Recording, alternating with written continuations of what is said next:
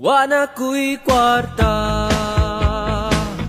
wana ko'y kwarta, wana ko'y kwarta, empty ng pitaka, siga ng mata.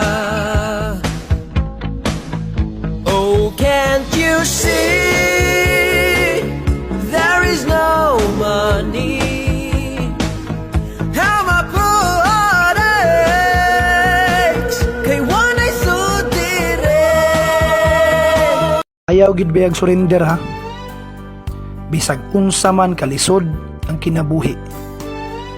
Bisag unsa pa kabugat ang imong problema karong mga orasa. Dili solusyon ang pagsurrender. Kini mo'y buhata.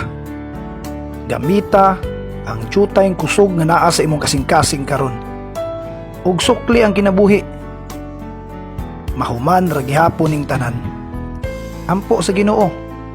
Kay siya ang makasulbad sa imong mga problema. Mulabay ra gid gihapon ning tanan.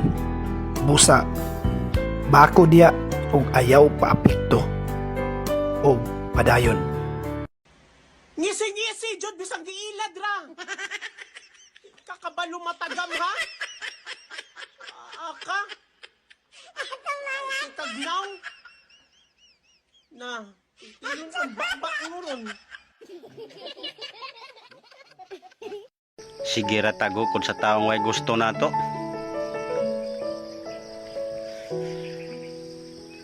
Kusog na ba mudagan ang amaw?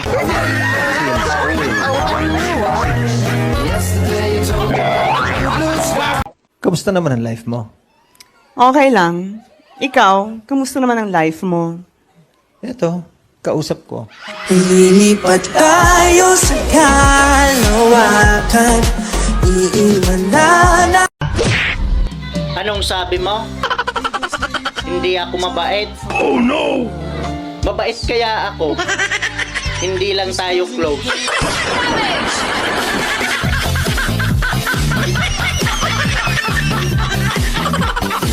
Naghuwat-huwat pa ta sa iyang reply. Salain naman day siya nalipay.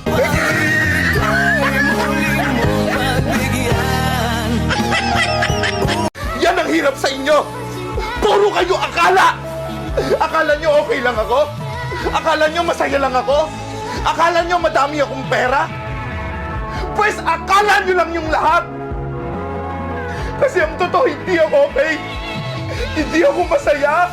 Wala na akong pera kasi pagod na ako! Hirap na ako! Kamustahin nyo naman ako!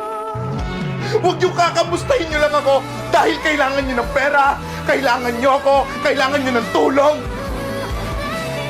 Kamustahin nyo ako dahil sa tingin nyo, kailangan ko kayo. Yun yung kailangan ko!